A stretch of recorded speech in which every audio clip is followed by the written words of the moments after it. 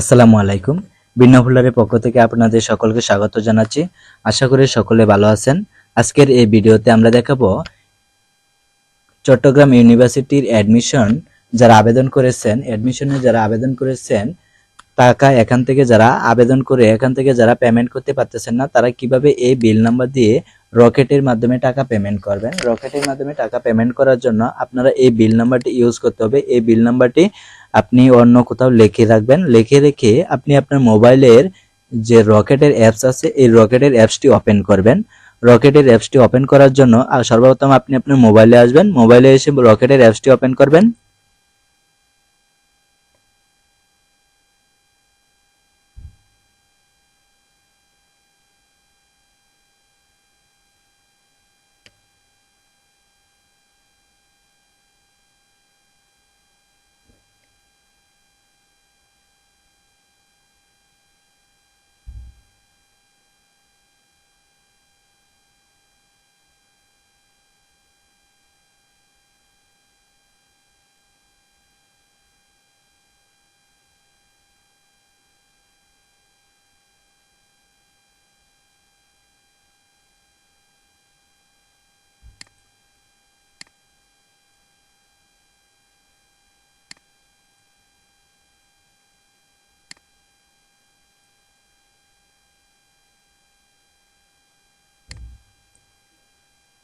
আমি আমার মোবাইলের রকেটের যে অ্যাপসটি আছে, এই অ্যাপসটি ওপেন করি।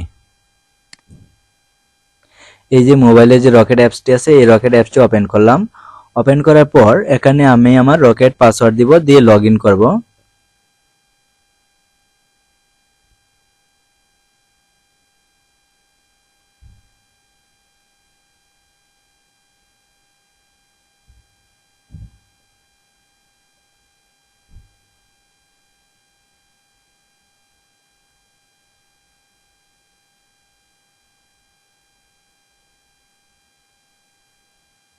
লগ ইন করার পর আপনারা এখান থেকে আছে এই যে বিল পে অপশনটি আছে, এই বিল প্লে অপশনে ক্লিক করবেন।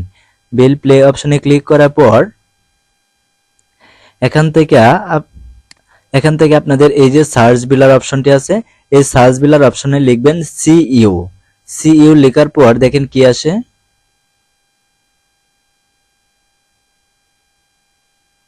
এই সার্চ বিলার নাম্বারে সিইউ লিখেন। সিইউ লেখার পর আপনাদের সামনে এই যে সিইউ অ্যাডমিশন, এই যে এখানে ক্লিক করবেন।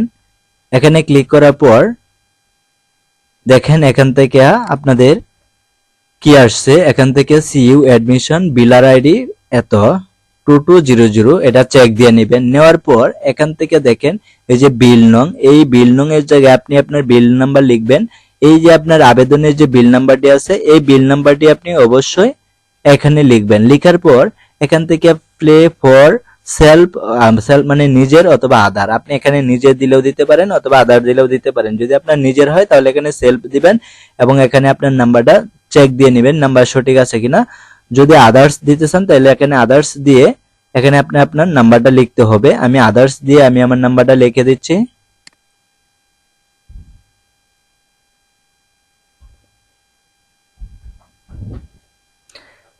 এখানে বিল নাম্বারটা লিখি।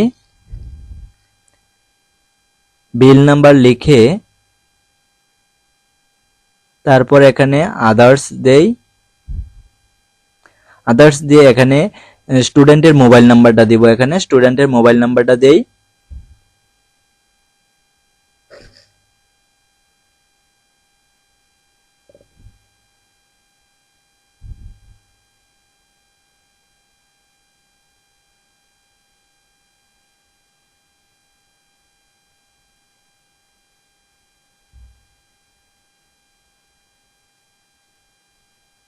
স্টুডেন্টের মোবাইল নাম্বার দিয়ে এখানে ঠিক চিহ্ন আছে, এই ঠিক চিহ্নতে ক্লিক করব। ঠিক চিহ্নতে ক্লিক করার পর এখান থেকে এই যে ভ্যালিডেট এখানে ক্লিক করি। ক্লিক করার পর দেখেন আপনাদের সামনে এমন একটা পেজ ওপেন হয়েছে, ইনফোতে আপনার নাম, অবশ্যই আপনার নাম চেক দিবেন আপনার নাম সঠিক আছে কিনা। যদি আপনার নাম সঠিক থাকে তাহলে মনে করবেন আপনি সঠিক জায়গায় টাকা পেমেন্ট করতে পারতেছেন। আপনার নাম চেক দিবেন যদি সঠিক থাকে এবং নিচে অ্যামাউন্ট দেখাবে। অ্যামাউন্টটা অবশ্যই 1000 টাকা প্রত্যেক ইউনিটের জন্য। চেক দিবেন, যদি সঠিক থাকে তাহলে এখান থেকে ওকে বাটনে ক্লিক করেন। ওকে বাটনে ক্লিক করার পর আপনাদের সামনে এমন একটি পেজ ওপেন হয়েছে। এখান থেকে আবার আপনার অ্যামাউন্ট এবং আপনার মোবাইল নাম্বারটা দেখবেন, যদি সঠিক থাকে তাহলে এখান থেকে আপনার পাসওয়ার্ড দিবেন। পাসওয়ার্ড দিয়ে এখানে ট্যাপ করে ধরে রাখবেন। ট্যাপ করে ধরে রাখার পর দেখবেন আপনার পেমেন্ট সাকসেসফুল হয়ে গেছে। দেখেন এখান থেকে bill pay to CU admission success, transaction ID এত, ডেট এত এবং সময় দেওয়া থাকবে। এখান থেকে ওকে বাটনে ক্লিক করে দিবেন, অথবা রিসিপ্ট, এখানে রিসিপ্ট লাগবে না, ওকে বাটনে ক্লিক করে দিবেন। ওকে বাটনে ক্লিক করে দেওয়ার পর আপনি চলে আসবেন আপনার আবেদনের ড্যাশবোর্ডে।